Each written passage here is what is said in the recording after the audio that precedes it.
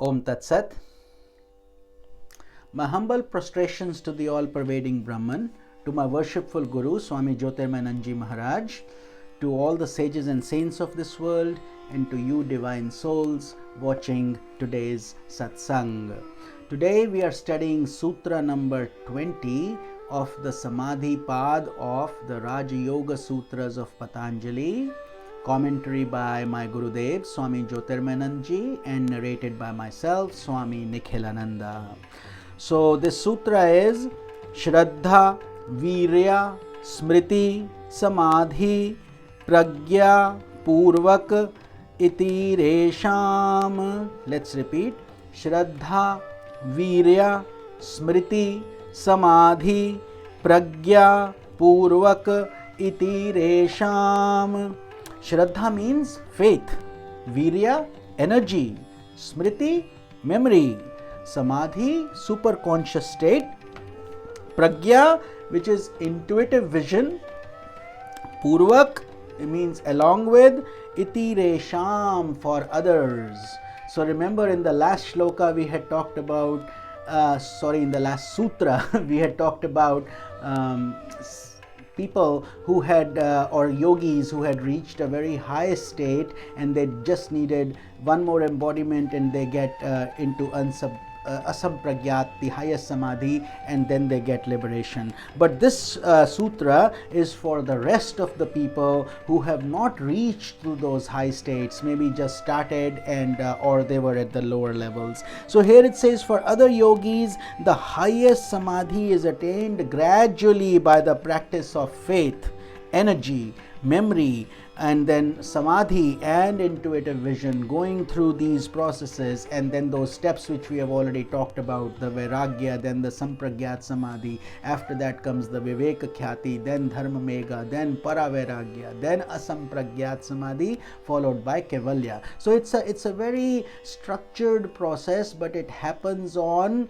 our effort and upon God's grace. So that's how this process typically works. But here it's for the rest of the people who have not advanced to that high level or who are just starting out. This is also brought up in the Bhagavad Gita in chapter 6, shloka number 43, where Lord Krishna says in the Gita, this yogi then comes in touch with the knowledge acquired in his former body and strives more than ever for perfection, O son of Kunti. So his samskaras will guide him to a guru, to Sanatana Dharma, scriptures such as this. So if you are watching this, then some energy is pulling you. So maybe it's some of those some samskaras bringing you. So all these things don't happen by chance in the divine plan. There is a definite plan of evolution for each one of us.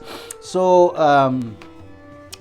but these are the qualities we need. So if we don't have intense faith, for example, and we are just doing it, it doesn't work. It becomes a very mechanical process then. So unflinching faith in yoga produced by the purification of heart is called Shraddha. And Shraddha becomes a fundamental important requirement. We cannot bypass it. Therefore, Shraddha is the foundational value. Even for bhakti, we need Shraddha, faith. Untiring perseverance and tenacity in the practice of yoga is known as virya, which means your self-effort, and Shraddha leads to virya. So when you have unbounded faith and you have incredible hard work, then this will come. Virya comes automatically through Shraddha. And when a yogi gathers mental strength, he is able to restrain the outgoing impressions of the mind. So this is why they say control your senses in the early stages or try to go within.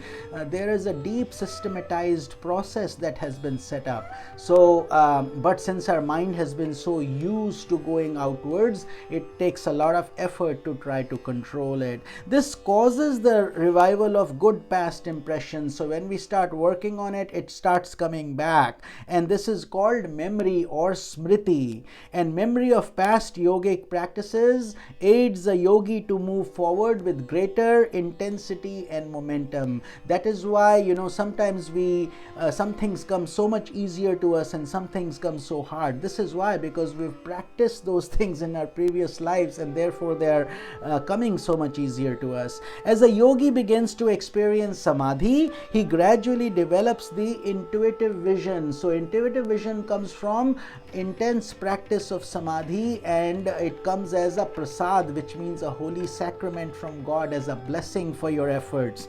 It's not something we can earn just by our effort alone. Intuitive pragya, which we call intuitive vision. So that bestows a para-vairagya. So when we get to that para-vairagya stage, we are extremely blessed. We are extremely fortunate to reach that state, because now we are very close to that real thing we call self-realization. This leads him to liberation, mukti, nirvana. As we have discussed previously, a lot of people get confused. They think they have achieved self-realization just because they're experiencing bliss all the time. Well, that's progress, but that's not the end all. That some yogic practitioners succeed in a short time while others linger for a long time is explained in the next sutra. Because Patanjali has thought of this, you may ask, well, then why do some people succeed quickly and why does it take such a long time for others? So we will touch that in the next sutra, sutra number 21, tomorrow. This is Swami Nikhilananda. Om Tat Sat.